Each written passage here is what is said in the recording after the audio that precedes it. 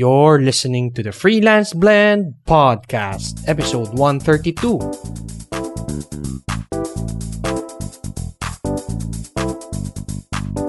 Welcome to the Freelance Blend Podcast, where we entertain, educate and engage freelancers from the Philippines and across the globe. And now, here's your host, Marv De Leon. Hello everyone and welcome to Freelance Blend Podcast. This is your host, Marv De Leon. This is episode number 132. And I missed you guys. I wasn't able to release many podcasts for the past few weeks because napaka-busy natin. Maraming nangyari. I mentioned during the previous episode that I came from Davao last April, and it seems na isa lang yung nalabas natin na episode nung April kasi nga because of that plus working with a new client and also a new projects. That's why ngayon lang tayo nakapag-podcast, but I really missed you guys. Thank you for continuing to support us. Sana while nawala tayo for a few weeks, you were listening to the old episodes. And tamang-tama, I have very good news. I'm very happy to let you know that we were featured in entrepreneur.com. And hindi to entrepreneur.com Philippines. Entrepreneur.com US. And if you're following me, I posted that in Facebook. So, isang araw last week, somebody messaged me through freelanceblend.com saying that the podcast was featured in entrepreneur.com. So, una, when you have a website, medyo pag dumadami ng views, marami ring mga scam or end spam. So, sometimes, hindi ako agad-agad naniniwala until I double-check the link. Tapos, pag open ko nga, it's true na we were featured in entrepreneur.com. Let me just open that. And I'll also share this sa inyo sa ating show notes ng podcast, freelanceblend.com/132. And we were featured the top 28 marketing podcast for entrepreneurs. And I'm so happy kasi as you know, I'm a podcast addict myself. I listen to a lot of podcasts in a week, in a day, siguro 2 podcasts. And yung podcasts and yung mga pinapakinggan ko, kasama ako doon sa mga nabanggit. And number 2 pa tayo. So I'm not sure if this is number 2. I'm not sure if this is arranged chronologically or by rank, but I'm here sa top 28 together with yung mga top podcasters in the US that I really admire and follow, and to be mentioned in one blog post with them is truly an amazing feeling, and it really comes back to ano ba talaga yung gusto kong gawin? Ano ba talaga, why am I doing this? And I'm doing this to spread the message, spread the love of freelancing. And thankfully, na-recognize tayo ng entrepreneur.com. So apart from the Freelance Blend podcast being featured in entrepreneur.com, so yung mga pinapakinggan ko na nandito sa top 28 is Youpreneur podcast by Chris Ducker. Yung pinapakinggan ko yon. Ang paborito ko si Solopreneur Hour by Michael O'Neill, number 4. Yun nga, number 2, Freelance Blend Podcast. Sino pa bang mga nandito ang pinapakinggan ko? Let me just scroll down. So, medyo sa ilalim na yata yung mga pinapakinggan ko. Okay. The Fizzle Show, number 27. Number 26, Online Marketing Made Easy by Amy Porterfield. Paborito ka rin yan. And number 28, the last, is Social Media Marketing by Social Media Examiner. So, pinapakinggan ko rin yan. So, I would share with to you this list. I hope you also support the other podcasts. And meron tayong mga bagong podcast na lumalabas na Pinoy. So I'm happy that pati ang ating mga kababayan ay naglalabas na rin ng podcast, and I hope you also support them. So nandyan si Marvin Basa. I was interviewed by Marvin Basa sa kanyang Wais Investor and Entrepreneur podcast. So pakinggan nyo yan. And meron ding ilalabas si Ariane Serafico. She also has her own podcast. So i-search nyo lang yun. They're recently in the top sa business category ng iTunes. So please support them. I'll share the links sa mga shows nila sa show notes natin. Okay, so since medyo malaki yung utang ko sa inyo, and I wanted really to give value to your day today. Maybe since summer na, nasa trip kayo ngayon, going to, I don't know, maybe sa north, maybe nag-road trip kayo. So, hello sa inyo. Sana, hi sa iyo at sa mga pamilya nyo na sana you drive safely. If you're going outside, mag-aeroplano kayo. I hope you're listening to this podcast. Again, ingat kayo and stay safe and enjoy your vacation. Ako, nandito lang sa Manila. I just came from Batangas and Tagaytay for a short vacation again, but most of the time dito lang ako sa Manila. So speaking of yung utang ko, if you go to the website freelanceblend.com, dun sa contact page, you can leave a message there. And also, if you subscribe sa aking newsletter, freelanceblend.com, and if you get the ebook, yun nga, freelanceblend.com/awesome-ebook, you'll get an email from me, a survey from me asking about yung mga struggles nyo as a freelancer or somebody who's starting a freelancing career. And meron dong part na if you have an opportunity to ask me a question over coffee, so ano yon.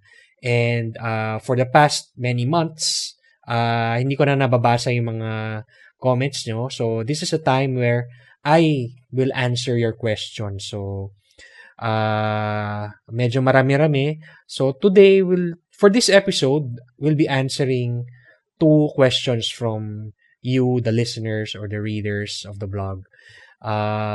So we'll be answering that. So we'll do that also for the next few episodes, just to answer all your questions, because I know na like when I was starting, marami rin akong tanong and wala akong mapagtanungan. And hopefully, kung wala nga kayong mapagtanungan and tinanong nyo ko, and since you support the podcast, so it's my way of giving back by answering your question. So I'd like to go to the first question. Maybe, sabi niya, maybe I would ask what it is about freelancing that is fulfilling, or how much do you love your work? What it is about freelancing that is fulfilling. So, if you don't know my story, I came from the corporate world. I worked for 18 years. So imagine yung amount of time that I was an employee. Although I was earning well, hindi ako fulfilled. And when I discovered yung mundo ng freelancing, dun ako naging fulfilled.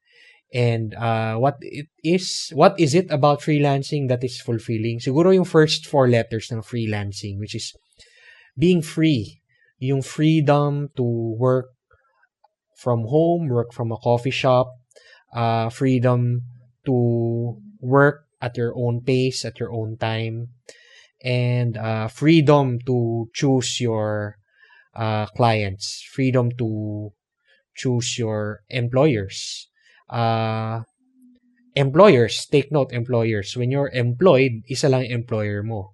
When you're a freelancer, you have the freedom to work not just for one person, but you can work with many persons. So yun yung fulfilling sa freelancing, is really the word free or freedom. And how much do I love my work? I love it a lot kasi apart from the freedom, I have more time with my family. I have more time with myself to become healthier. So before, when I was working, I was stressed, hindi na ako nakaka-exercise.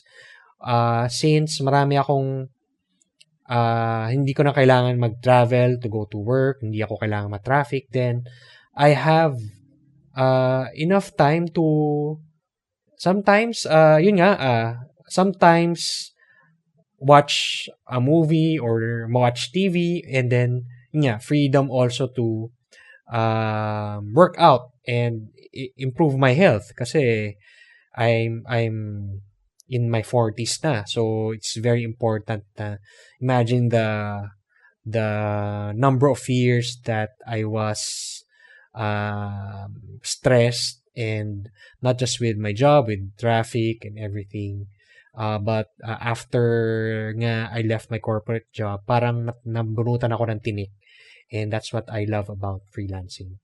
So thank you for your question, whoever you are. So we won't mention the name. This is, tago na lang natin silang sa pangalan, Anonymous. For number 2, so the second question, what are the biggest challenges of freelancing? So tama-tama tong question na to, magkasunod talaga sila. Yung kanina, what I love, and ano naman yung biggest challenges. I'll be very upfront. It's hard to, especially when you're starting, to get that first gig na that will pay well. Kasi if maraming gigs na low paying, so pwedeng mag-sacrifice ka muna until makakuha ka na ng enough experience and body of work so that you can increase your rate. But yung challenge talaga is getting gigs. And if you wala kang strategy when it comes to getting high-paying clients, and na at the same time will be long-term clients, yun yung challenge.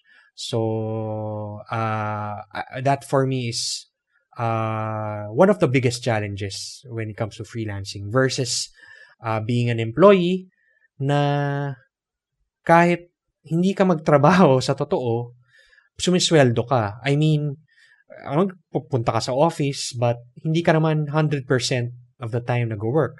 May mga idle time yan na nagpe-pretend ka mag-work. So, sa mga nag-employees dyan, I know that you know what I'm talking about. Kunyari, nag-work, ay pala, nanonood ng teleserye or nanonood ng Netflix sa gilid. Kahit hindi ka mag-work, babayaran ka pa rin ng employer mo unless mahuli ka, di ba? But so that's the truth when it comes to freelancing, na kung hindi ka nakakuha ng long-term client, hindi ka sa sweldo na regular like an employee na pwedeng magpahinga na may darating pa rin na sweldo every 15 and 30th. So that's our second question, yung what are the biggest challenges when it comes to freelancing. And thank you very much sa mga nagpadala ng mga questions and for those who have been answering the survey. So, as I mentioned earlier, I'll be answering more questions in the coming episodes that will come out for the next 2 or 3 weeks. So, please watch out for that. Now, before I go, I'd like to invite you guys to our upcoming meetup. Well, hindi pa to official kasi medyo matagal pa naman. This will be in June. So, for May, since sabi ko nga medyo naging busy tayo, hindi natin na-prepare yung meetup for May. Supposed to be monthly meetups ang ginagawa natin. But for May, we'll just be taking a break. But for June, I'd like to invite you to our meetup. Most likely, it will be in the study sa Ortigas. So, again, wala pang final. Usually, we do it on the second Thursday of the month. So, please watch out for that. You can join our meetup group. Just go to freelanceblend.com/meetups. Again, that's freelanceblend.com/meetups. And lastly, if you want to get my tools on the tools that I use as a freelancer, so please go to so it's yung tools na yun, it's nakalagay sa isang ebook. So if you just submit to me your name and email address, I'll send it to you via email. So you can just go to freelanceblend.com/awesome-ebook. Again, that's freelanceblend.com/awesome-ebook. Okay, that's it for this episode. Thanks again for listening and peace to everyone. Bye! Thanks for listening to the Freelance Blend podcast. For more details about the show and our thriving freelancer community, please visit us at www.freelanceblend.com.